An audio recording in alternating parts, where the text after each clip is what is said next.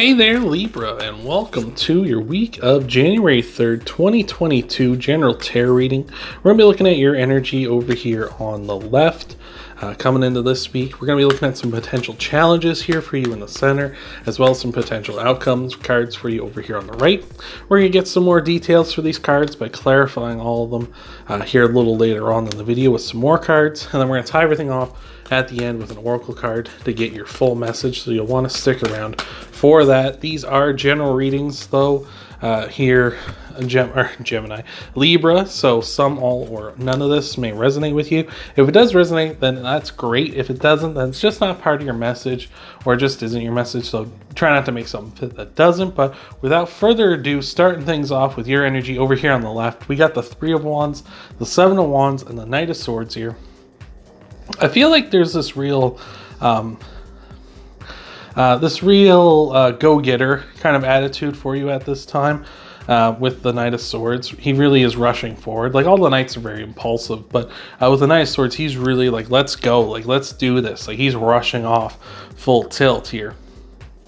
So I like that you're like in that energy of like, let's do this, let's go, right? Like, you've got this idea too with the Seven of Wands that you're really like, this is something I believe in, right? The Seven of Wands talks about defending your position on something, like whether that be, you're defending your position on some sort of project you're doing, or something in your life that maybe some people are pointing out that's not necessarily, I don't think that's the best, or why are you doing this, or things like that, right? And this is like you defending your position, being like, no, I believe that this is the best for me, or this is what I want to do, or whatever.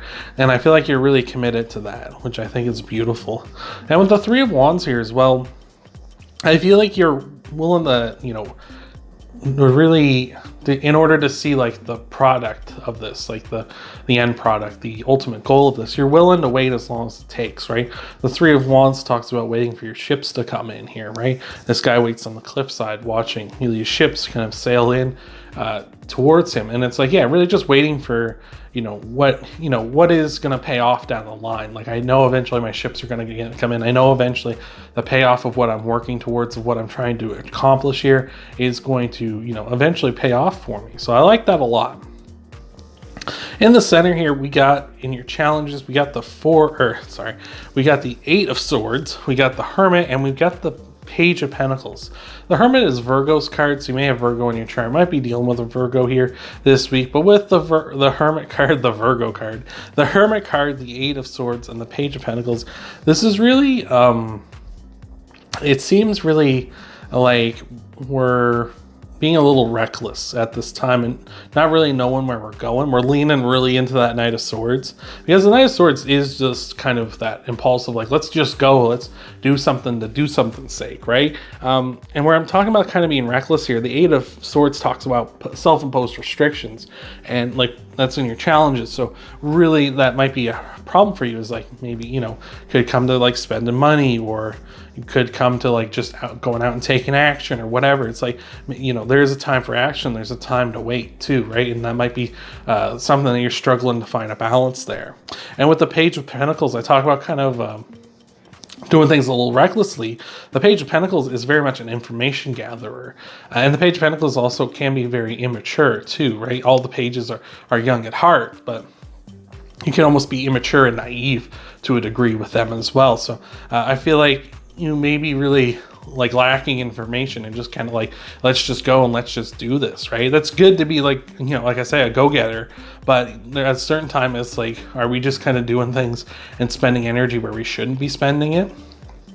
And the Hermit talks about, climbs the mountaintop, being able to see clearly, using your guiding light, the star here in his lantern, to guide yourself forward. And it really seems like you don't know where you're going almost. It's almost as if you don't know where you're going. You're not even thinking about like, let's find out where I'm going or how to get there. And you're just like, let's just go. Let's just do this. Let's just, like, the world's out there. Let's, bring me that horizon, right? Like, I'm chasing the sun almost. So I feel like that's something we need to work on a bit here, because we're moving into your outcomes now with the Queen of Pentacles, the Nine of Swords, and the Ace of Pentacles.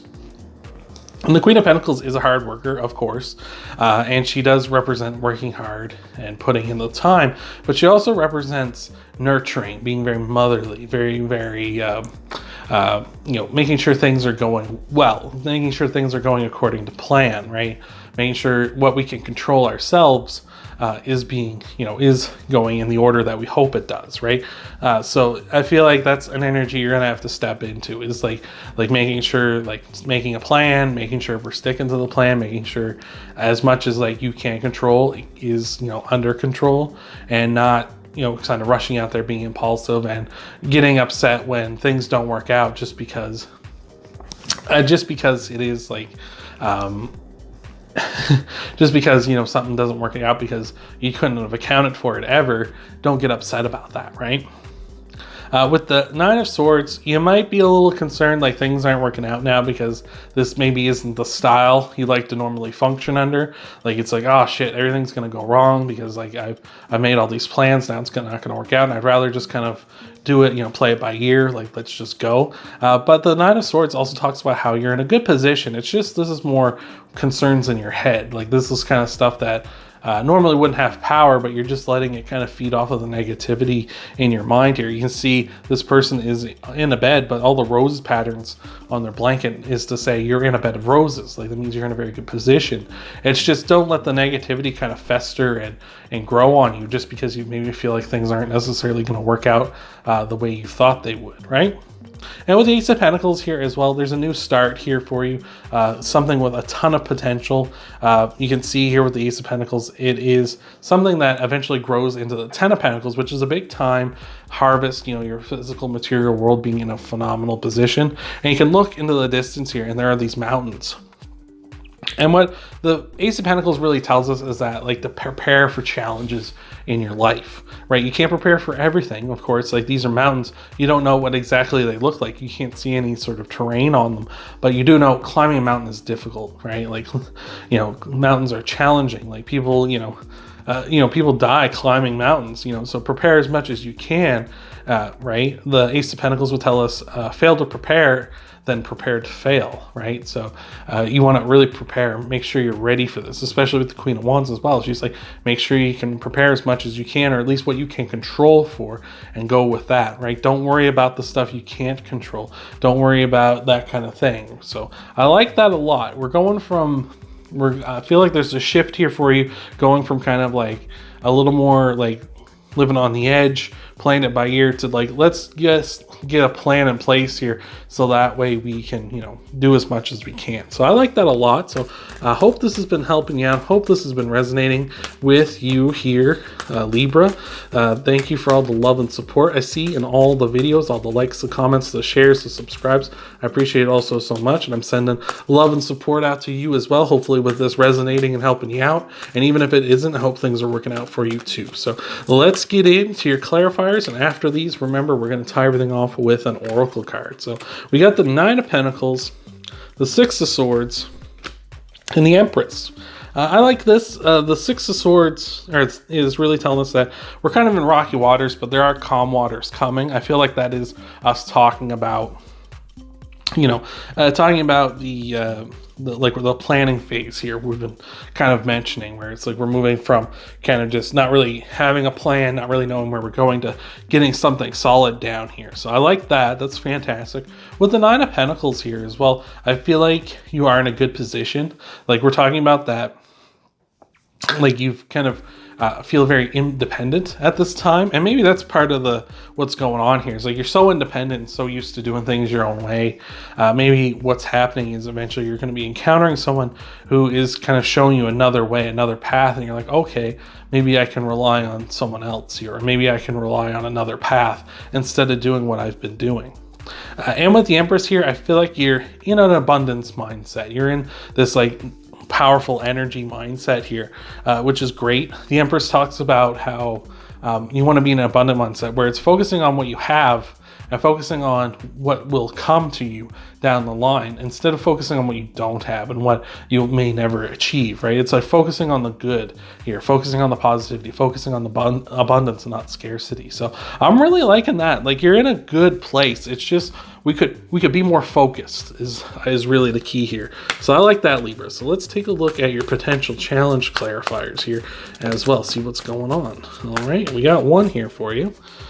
We've got the High Priestess, we've also got the Four of Pentacles and the Two of Cups here for you. So with the High Priestess here, you know, your intuition may be a little foggy here at this time. You may feel as though you can't trust it. Maybe you're feeling like you know, normally this is what's going to kind of encourage this change in you, is that normally you would trust your gut and you'd just be like, all right, let's just do this. And I feel like this is the right way to go.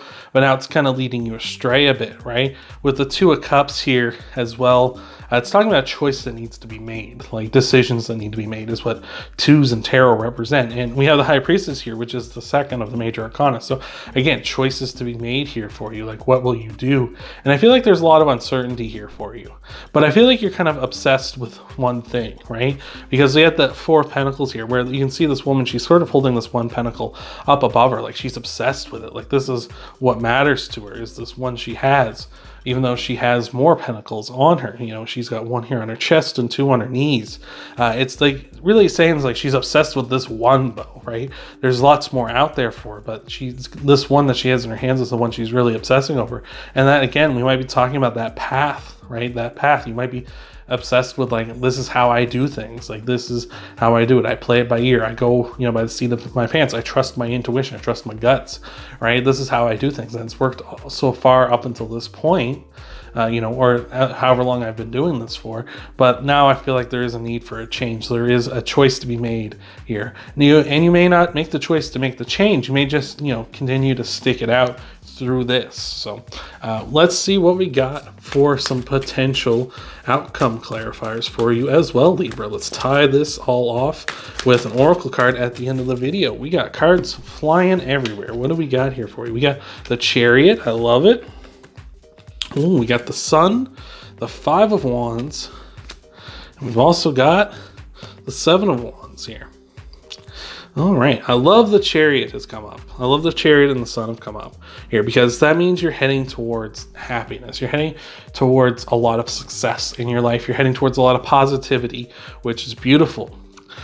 With the Chariot, it's Cancer's card, so you may have Cancer in your chart. You might be dealing with a Cancer as well. So I like that too. That's great. So, you know, you might be dealing with them, or you might have that in your chart. The Chariot card talks about moving very quickly, heading towards success, taking the reins, doing what you can do yourself, right? Like, he's saying, I want to achieve what I want to achieve, and I'm going to go out there and I'm going to make it happen. So a much more well-defined and mature version of the Knight of Swords, right? The Knight of Swords just kind of recklessly, like, let's just go.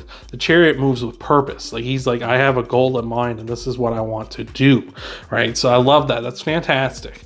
We're already got improvements coming here. And speaking of improvements, we got the Five of Wands, which is a card. You can see these birds are all kind of fighting each other, but the Five of Wands can also be looked at as they're training. Like, they're trying to work together here to try and be like, who would be the fastest to catch this creature here that they're all trying to grab. So it's like, who's the fastest? How are we going to improve and train to get better here? Which is talking, like we were kind of mentioning, moving from not having a plan before to moving into, like, let's make a plan. Let's try to get something down solid so we have a foundation, so we're not kind of just wandering aimlessly and putting energy and wasting energy, right? So I like that a lot. With the Seven of Wands here, there's a bit of like you kind of defending your position here. You really kind of putting the hammer down, saying like, this is what I want, this is what I'm trying to achieve here, and really defending that. Maybe people are looking at this saying like, but you've always done it this way before, why the change? You'd be like, no, that's worked out so far, but it's not working now, and I want to do something different. I want to pursue another avenue of, solutions here for me. And people might be fighting you on that a bit, but like, defend your position on it. So I think that's fantastic. And for your last card, we got the Sun, which is the happiest card in the deck. The most positive card in the deck, everything coming up Millhouse. It's just beautiful. I feel like that's what you're heading towards. Like, this is your ultimate goal, is happiness and positivity. Like, we're really working towards that. So that's fantastic.